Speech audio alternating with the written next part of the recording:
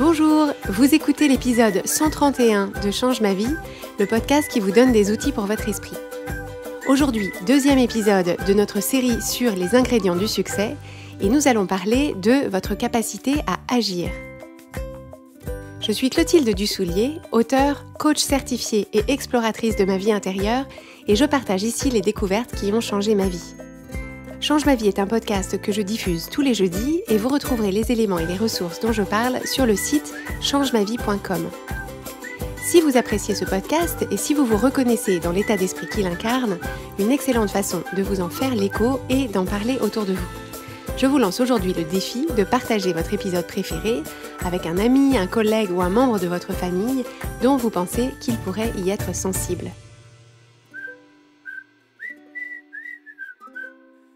Nous poursuivons cette semaine notre mini-série sur le succès, qu'on a démarré la semaine dernière avec la capacité à désirer et qu'on poursuit aujourd'hui avec la capacité à agir. Alors dans cette mini-série, je me propose d'évoquer avec vous les 6 compétences majeures qui permettent de créer pour soi-même le succès. Alors cette idée de succès, je la définis comme le fait d'avoir envie d'une expérience pour soi-même et de se mettre en action pour créer pour soi-même cette expérience. Donc c'est le succès au sens large et ça peut s'appliquer à tous les domaines de votre vie, qu'elle soit familiale, professionnelle, matérielle, financière, sportive, physique, culturelle, spirituelle, intellectuelle, en termes d'impact sur le monde, sur votre entourage, etc. Dans n'importe quel domaine de votre vie, le succès se définit par le fait d'avoir identifié, donc c'est de ça qu'on a parlé la semaine dernière, identifier une envie, un désir, un objectif que vous avez. Et le succès consistera à se mettre en action pour réaliser cette envie, cet objectif et y arriver. Et donc, c'est justement dans cette mise en action qu'on atteint généralement un obstacle, parce que donc la semaine dernière, on a parlé de votre capacité à désirer, qui consiste à mettre au jour vos rêves, vos envies, vos objectifs, les choses que vous voulez pour vous-même. Et c'est déjà pas une mince affaire, mais une fois qu'on a un rêve, une envie, un objectif, la plupart des gens en réalité, n'avance pas au-delà de ça. C'est-à-dire, la plupart des gens ont en tête une envie, un rêve, un objectif, mais n'en font rien et restent sur place. Alors, ils restent sur place, pas parce que ce sont des mauvaises personnes, et si vous restez sur place, il n'y a pas de jugement particulier à porter là-dessus. Ce qui se passe à ce moment-là, c'est simplement que, face à ce rêve, cette envie ou cet objectif, le doute, la peur, la flemme ou la confusion sont plus forts que les émotions qui permettraient de se mettre en action. Puisque, je vais le rappeler en préambule, c'est quelque chose qui est majeur et dont je vous parle souvent sur Change ma vie, mais tout le monde n'est pas au courant. Tout ce qu'on fait ou ce qu'on ne fait pas, c'est parce qu'en amont de cette action, qu'on entreprend ou qu'on n'entreprend pas, on a pensé quelque chose, donc on a une pensée qui crée pour nous une certaine émotion, et c'est l'émotion qu'on ressent qui sert de carburant pour nos actions. Donc selon qu'on ressent une émotion qui est plutôt énergisante, on va à ce moment-là se mettre en action. Et si on ressent une émotion qui est plutôt désénergisante, qui est plutôt démobilisante et qui nous conduit plutôt au surplace, à ce moment-là, on ne va pas se mettre en action. Donc si on veut se mettre en action, mais qu'on ressent du doute, de la peur, de la flemme ou de la confusion, ça, ce sont typiquement des émotions. Le doute nous conduit plutôt à rester sur place pétri de doute. La confusion, pareil, on va partir dans tous les sens, dans tout plein de questions auxquelles on ne trouvera pas de réponse. La peur nous conduit plutôt à aller nous cacher et la flemme vient d'une pensée qui est ça va être trop difficile, ça va être trop compliqué et ça vaut pas la peine. Et donc la flemme va plutôt nous conduire à faire autre chose que ce qu'on s'est proposé de faire. Donc la différence fondamentale entre quelqu'un qui, une fois qu'il a identifié une envie, un rêve, un objectif, reste sur place versus la personne qui se met en marche et qui agit, la différence fondamentale n'est absolument pas d'ordre moral, n'est pas d'ordre de ses capacités, n'est pas d'ordre de la valeur intrinsèque de la personne. Est-ce que c'est une bonne personne? Est-ce que c'est une mauvaise personne? Est-ce que c'est quelqu'un qui est talentueux, qui ne l'est pas? C'est pas du tout ça la différence fondamentale. La différence fondamentale, c'est ce qui se passe dans la tête de chacune de ces personnes. Et donc, si on se propose là tout de suite de rentrer dans le cerveau de quelqu'un qui est plutôt dans le surplace, c'est-à-dire quelqu'un qui a identifié par exemple un projet professionnel, un projet de reconversion, quelqu'un qui se propose de changer sa configuration familiale, quelqu'un qui se propose d'entreprendre un voyage, quelqu'un qui se propose d'obtenir un certain niveau d'aisance financière, quelqu'un qui se propose de changer de lieu de vie, quelqu'un qui se propose de monter une association ou de s'investir dans une association, etc. Si on se propose d'aller dans le cerveau de cette personne, si cette personne, on peut observer qu'elle n'entreprend pas les actions qui la rapprocheraient de cet objectif, il y a fort à parier pour que ce qui se passe à l'intérieur de sa tête, ça ressemble à des pensées d'excuses. Donc des pensées d'excuses en se disant « c'est trop dur, j'ai pas les capacités, j'ai pas le soutien, j'ai pas les compétences, c'est trop compliqué, mes enfants sont trop petits, j'habite trop loin, on ne me soutient pas, ma famille ne me comprend pas, mes amis ne sont pas dans ce domaine-là, j'ai pas le réseau, j'ai pas l'éducation, on m'a pas encouragé, etc. » Donc plutôt des pensées d'excuses. Il y a fort à parier pour que ce qui se passe dans la tête de cette personne-là, c'est que à chaque fois qu'il y a le choix entre une gratification immédiate et une gratification lointaine, c'est-à-dire typiquement dimanche après-midi, on me propose d'aller au cinéma, est-ce que je choisis ma gratification immédiate, c'est-à-dire ok super on y va, ou est-ce que je choisis ma gratification lointaine qui consiste à me dire je vais dire non au cinéma ou quelle que soit l'expérience immédiate qu'on m'a proposée, je vais dire non à ça parce que je vais passer mon après-midi à travailler sur mon projet, à suivre cette formation à distance que je suis, etc. ou à aller m'entraîner pour tel événement sportif, etc. C'est-à-dire que si dans la tête de cette personne-là, le choix entre la gratification immédiate et la gratification lointaine penche toujours dans le sens de la gratification immédiate, c'est-à-dire du plaisir immédiat versus le sacrifice du plaisir immédiat pour créer une gratification à moyen ou à long terme, c'est systématiquement ces choix-là qui vont être faits et donc un certain nombre d'actions qui sont des actions de moyen ou de long terme ne vont simplement pas être entreprises. Probablement dans l'esprit de la personne qui est plutôt en mode sur place ou en mode je n'entreprends pas les actions, ce qui se passe aussi, et que peut-être vous pourrez reconnaître dans vos propres schémas de pensée, c'est une idée de perfectionnisme, c'est-à-dire cette idée qu'il faudrait y arriver tout de suite parfaitement, il faudrait savoir tout de suite exactement comment faire et le faire parfaitement, et tout ce qui relève du doute, de l'incertitude, de l'inconfort de ne pas encore savoir faire ce que je voudrais déjà savoir faire, tout ça, toutes ces pensées et toutes ces émotions vont être plutôt, vont conduire plutôt au surplace parce qu'on va se dire, si je ne sais pas faire, que je ne sais pas comment faire et que je risque de faire mal ou de faire fausse route ou de me fourvoyer et de devoir revenir en arrière, je préfère ne rien faire du tout. Donc ça, c'est typiquement le schéma du perfectionnisme. Et il va y avoir évidemment beaucoup de pensées de l'ordre de la peur de l'échec. De la peur de l'échec, donc de se dire, si j'entreprends ces actions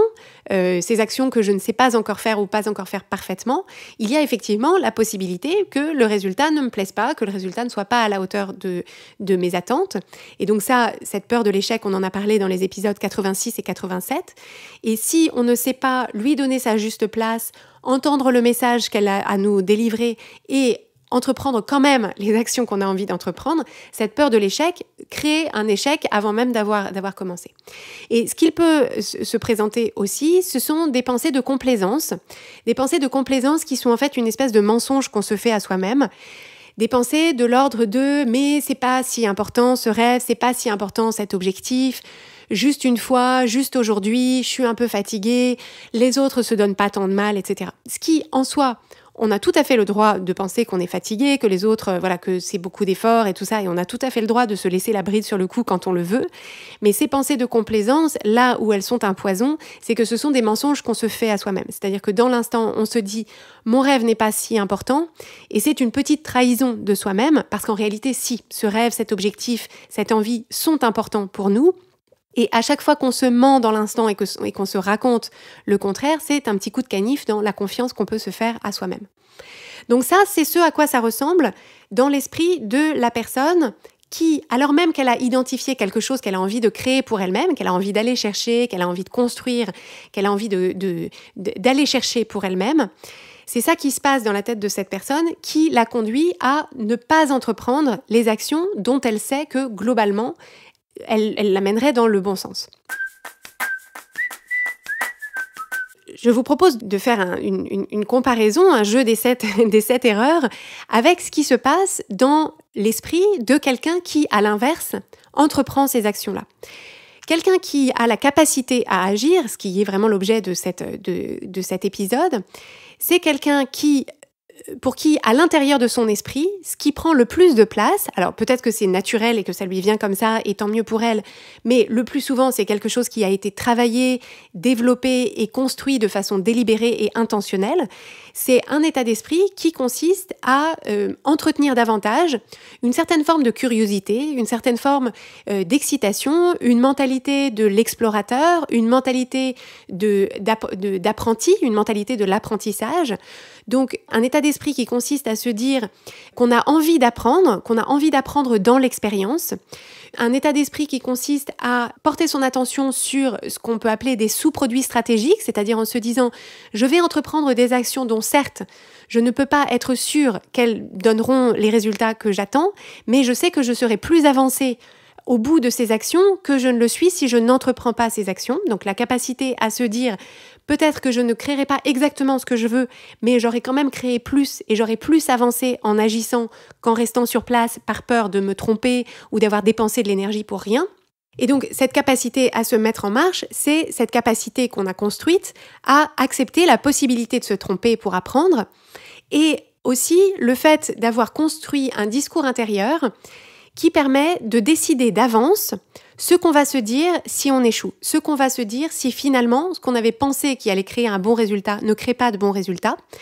Est-ce qu'on peut décider par avance de se dire quelque chose qui, au lieu de nous conduire vers la honte ou le jugement de soi ou l'abandon, enfin l'abandon de l'objectif, va nous aider à rebondir, va nous aider à inventer l'étape d'après. Donc, qu'est-ce qu'on se dit, qu'est-ce qu'on a décidé qu'on se dirait si les résultats attendus ne sont pas là du premier coup, et penser effectivement, quand les résultats attendus ne sont pas là du premier coup, ni du deuxième, ni du troisième, ni du 20e, pensez à se le dire explicitement. Donc, pensez à construire ce discours intérieur qui permet de s'accompagner au fil du processus, au fil des échecs successifs qui sont autant d'étapes indispensables avant d'avoir créé pour soi-même ce qu'on peut appeler le succès, c'est-à-dire la réalisation de son objectif. Et ce qui se passe aussi dans la tête des personnes qui ont cette capacité à agir, cette capacité à se mettre en marche vers leurs objectifs, c'est le fait de comprendre qu'en réalité, on ne fait que, perpétuellement dans la vie, on ne fait que choisir son inconfort. Donc en fait, quand on est sur place, on choisit un certain type d'inconfort, qui est l'inconfort du discours intérieur, de déception de soi, généralement de jugement de soi, de frustration de ses rêves qu'on ne réalise pas et qu'on ne poursuit pas. Donc ça, c'est un certain format d'inconfort. Et si on se propose de se mettre en marche, il y a effectivement un inconfort qui consiste à traverser des doutes, à ressentir de la peur, à ressentir de la honte, à ressentir peut-être de l'inquiétude, peut-être de la déception de temps en temps, du dépit, etc. Donc toutes ces émotions-là vont se présenter et reflèteront un certain type d'inconfort. Mais les personnes qui ont cette capacité à agir, cette capacité à se mettre en action, ce sont des personnes qui choisissent l'inconfort du mouvement par rapport à l'inconfort du surplace. Et ça, c'est quelque chose qu'on a évoqué dans l'épisode 77 qui s'appelle « Le confort dans l'inconfort ». Et une des caractéristiques des personnes qui ont cette capacité à agir, qui ont développé cette capacité à se mettre en action, qui ont développé cette compétence, c'est que ce sont des personnes qui ont décidé de démarrer avant d'être prêts. Parce que c'est finalement quelque chose qui est un piège qu'on se tend à soi-même, c'est quand on a l'impression qu'on ne va pouvoir agir et avancer que si le chemin est parfaitement goudronné avec une signalétique très précise et que l'univers nous a délivré un document complet qui indique quoi faire, comment faire, quand, étape par étape et les réponses à toutes nos questions.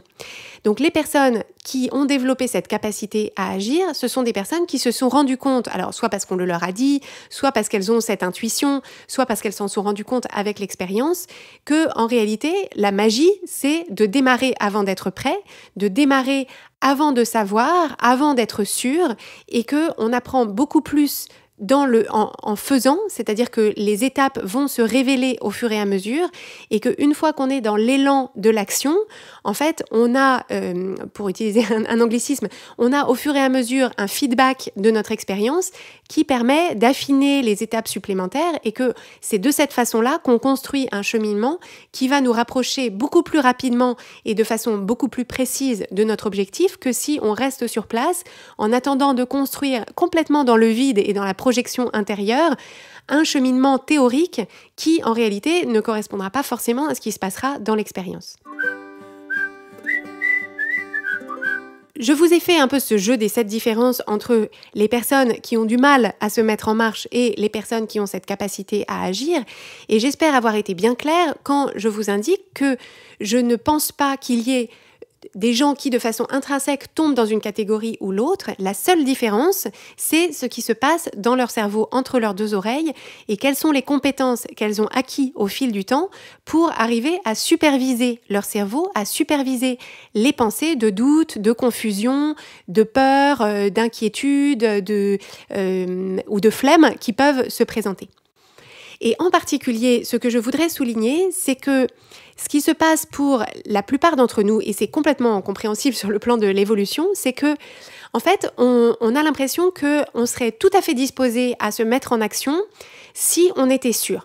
Si on était sûr que, d'une part, l'objectif recherché était effectivement le bon, et si on était sûr que les actions entreprises allaient donner de bons résultats, si on était sûr de ne pas faire tout ça pour rien. En fait, c'est un peu ça, j'ai l'impression, la phrase qui vient en tête de beaucoup de personnes qui se trouvent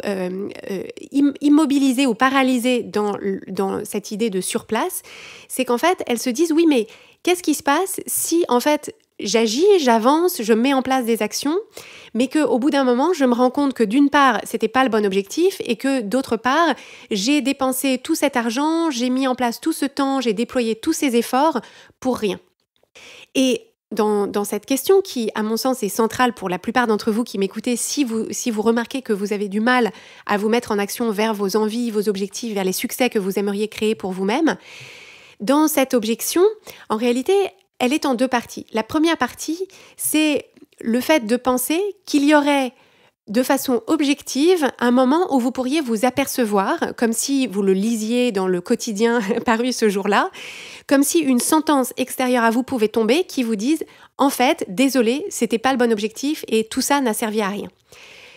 En fait, ce qui pourrait se passer dans un point futur, ce serait que vous décidiez de penser « c'était pas le bon objectif et tout ça n'a servi à rien ». Mais cette pensée-là, qui serait sans doute très douloureuse pour vous, j'en conviens, elle serait complètement facultative. C'est-à-dire qu'il n'y a pas un moment où, objectivement, on peut observer ce n'était pas le bon rêve, ce n'était pas le bon objectif, ce n'était pas la bonne envie à poursuivre, c'est complètement subjectif et ce serait à vous de décider de le penser ou pas, et je vous propose plutôt de penser que pas. Et par ailleurs, cette idée que tout ça n'a servi à rien et que vous avez fait tout ça pour rien et que vous avez déployé votre argent, votre énergie, votre temps pour rien, ça aussi, ce serait simplement un regard que vous pourriez porter sur votre situation et ce serait une version du bilan que vous pourriez faire, mais je ne pense pas que ce soit le bilan qui soit le plus utile pour vous. Et encore une fois, ce bilan ne serait ni objectif, ni quelque chose qu'on pourrait simplement imprimer dans Le Monde ou Le Figaro de ce jour-là. Ce serait simplement le regard que vous choisiriez de porter sur votre bilan. Et je vous invite vraiment à remettre en question ce bilan. Il n'est jamais utile de se dire « j'ai fait tout ça pour rien » parce que ce n'est pas objectivement vrai grâce à cette idée que j'évoquais tout à l'heure des sous-produits stratégiques. Si vous vous êtes proposé à un moment dans votre vie de choisir une envie, un rêve, un objectif et de vous mettre en marche, c'est-à-dire de traduire ça en action pour aller au-devant de ça, que vous ayez effectivement atteint votre objectif ou non, rien de tout ça n'aura été vain parce que vous aurez fait l'expérience de ça, que cette expérience vous a appris des choses et que, à minima, vous avez exercé votre capacité à agir. Et rien que ce début ou ce développement de votre capacité à agir, c'est déjà énorme. Et ce qui me vient comme image,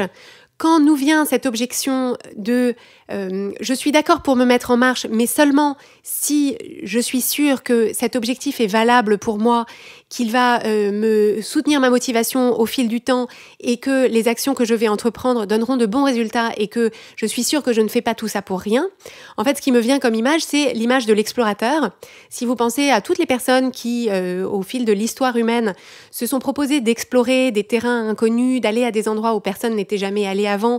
dans l'idée de découvrir quelque chose, de cartographier, de comprendre, d'explorer tout simplement. Si ces personnes-là s'étaient dit, si un explorateur du pôle Nord s'était dit « Alors moi je suis d'accord pour partir en expédition avec mes chiens, mon traîneau et mon matériel, mais uniquement si vous me garantissez qu'il y a des trucs intéressants à découvrir, que je vais trouver des choses intéressantes, ou si Christophe Colomb s'était dit « Alors moi je monte mon expédition, mais uniquement si je suis sûre qu'il y a un passage vers les Indes et éventuellement un continent inconnu à découvrir », vous voyez bien que l'humanité serait restée strictement dans les contours de ce qu'elle savait déjà quand on était dans des cavernes. Donc si cette pensée-là vous vient, c'est tout simplement la seule garantie que vous obtiendrez à ce moment-là. Si vous voulez une garantie, la seule garantie que vous aurez, c'est que vous resterez toujours dans les contours de ce que vous savez déjà, de ce que vous savez déjà faire, de ce qui a déjà été fait, de ce pourquoi quelqu'un d'autre peut vous indiquer point par point, étape par étape, pas à pas, ce qu'il faut faire pour atteindre un résultat que d'autres ont créé avant vous. Donc finalement, cette capacité à agir, cette capacité à se mettre en marche et à traduire en action cet objectif ou cette envie qu'on veut poursuivre, ce qu'il faut, ce n'est pas l'absence de doute ou l'absence de peur ou l'absence d'incertitude ou l'absence de confusion. C'est pas ça qu'il faut travailler à éteindre ou à supprimer. Ce qu'il faut travailler à développer, c'est votre capacité à avancer avec les doutes, avec la peur, votre capacité à avancer avec l'incertitude, dans l'incertitude. Parce que finalement, pour chacune des limitations ou des excuses ou des raisons que vous vous donnez pour ne pas vous mettre en action, il y a quelqu'un quelque part qui est en train de surmonter cette excuse, de surmonter ce doute, de surmonter cette incertitude, de surmonter ce questionnement et qui est en train de créer pour lui-même ce que lui veut et que vous pourriez aussi être en train de créer pour vous-même. Un autre frein qu'on peut rencontrer, un autre obstacle qu'on peut rencontrer par rapport à la traduction en action d'un rêve ou d'un objectif qu'on a, c'est parfois l'impression que, en fait, on a plein d'envies différentes, on a plein d'idées différentes et qu'on a envie de partir immédiatement dans tous les sens et qu'on n'arrive pas à choisir. Et donc, en fait, ce que je veux vous transmettre, c'est que parfois, il arrive que, comme une sorte de cadeau de la vie, on ait une idée qui se dégage des autres, une idée forte qui nous apparaît, un objectif qui, en fait, un peu par chance ou par hasard, ou peut-être que c'est l'univers, je ne sais pas, on a cette idée principale qui nous vient. Et donc, si c'est ça qui se présente pour vous, je vous propose de le prendre comme un cadeau, parce que ça, c'est merveilleux, parce que du coup, vous avez une certaine clarté et une marche à suivre qui est beaucoup plus facile à identifier. Et donc ça, prenez ce cadeau et montrez votre gratitude en mettant effectivement en marche cette envie, les actions qui correspondent à cette envie. Mais cette clarté, ce cadeau qui est fait à certaines personnes et qui peut-être vous a été fait à certains moments de votre vie, ce cadeau, ce n'est pas un dû. Et donc, si vous ne recevez pas ce cadeau, l'idée, ce n'est pas de vous asseoir dans un coin en vous lamentant de ne pas avoir reçu ce cadeau ou en attendant qu'on vous fasse ce cadeau. L'idée à ce moment-là, c'est de simplement vous proposer de choisir. De choisir, en sachant que c'est pas facile de choisir, mais de décider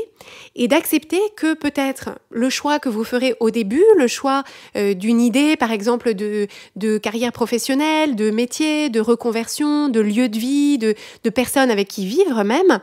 et bien que peut-être ce premier choix que vous allez faire, à un moment de votre vie, proche ou lointain, peut-être qu'il faudra réévaluer, il faudra peut-être pivoter, il faudra peut-être changer, mais que vous serez 1000 fois plus avancé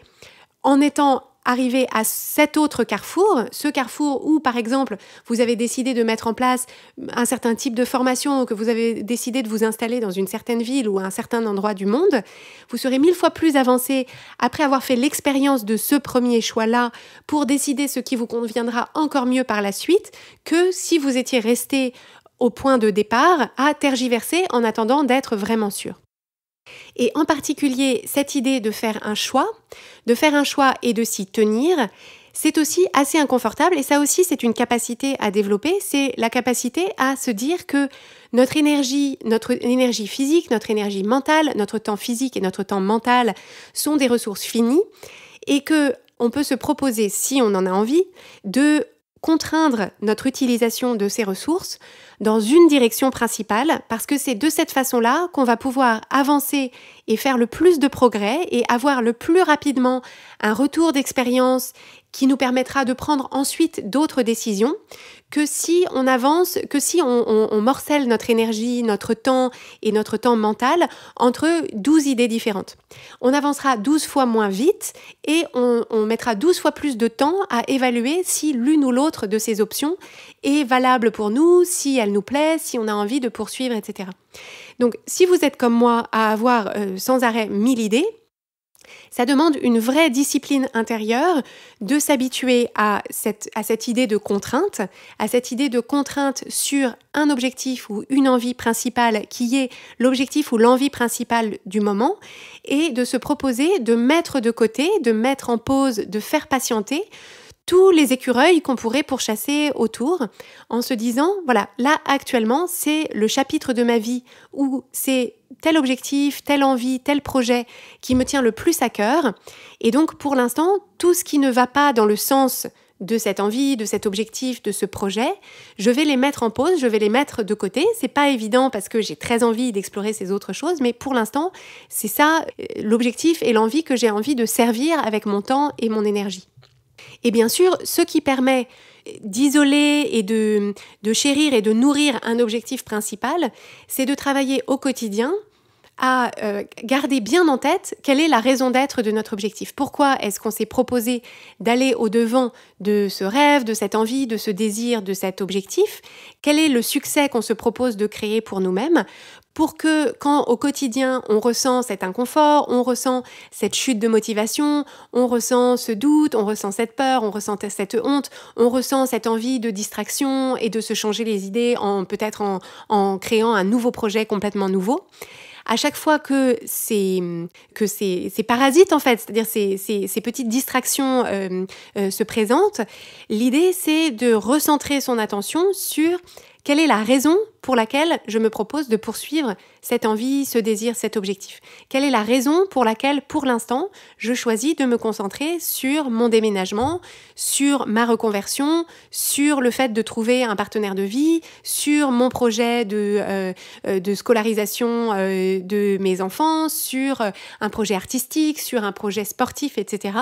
De toujours vous rattacher à l'envie d'origine et le pourquoi d'origine. Parce que c'est aussi ça qui vous permettra éventuellement de changer votre fusil d'épaule ou de réajuster votre trajectoire si vous vous apercevez que votre pourquoi d'origine, votre raison d'origine, en réalité, n'a plus de résonance pour vous. Si la raison pour laquelle vous vous proposez de créer quelque chose dans votre vie ne vous parle plus, qu'elle ne vous correspondait plus, que vous n'y adhérez plus, c'est le moment de pivoter, de changer ou de revoir votre trajectoire.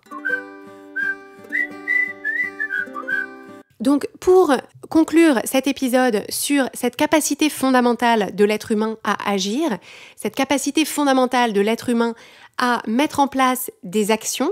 de petite ou de grande envergure qui, mises bout à bout, permettent d'aller vers un objectif, une envie, un résultat qu'on a envie de créer pour nous-mêmes. Cette capacité fondamentale, je vous invite vraiment à considérer qu'en réalité,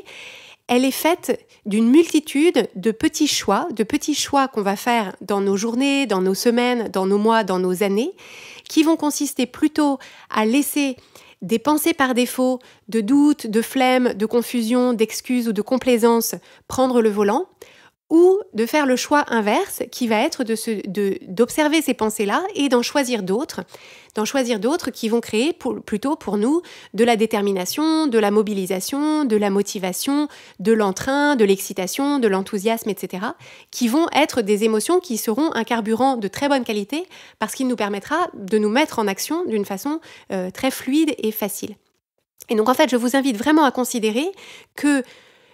c'est cette idée que je vous donnais tout à l'heure, c'est que vous n'êtes pas de façon intrinsèque quelqu'un qui n'agit pas ou quelqu'un qui agit. Tout ça n'est qu'une affaire de compétences et il n'y a pas de mystère, c'est-à-dire qu'à chaque fois que vous mettez en place une action, c'est parce qu'en amont, vous avez pensé quelque chose qui a créé pour vous une émotion qui vous a permis de vous mettre en action. Et à chaque fois que vous ne vous mettez pas en action, que vous procrastinez ou que vous abandonnez ce que vous aviez choisi de faire ou que vous choisissez de faire autre chose, c'est tout simplement parce que vous avez en amont eu une pensée qui a créé pour vous une émotion qui vous a empêché d'entreprendre cette action ou qui vous a poussé à entreprendre une autre action.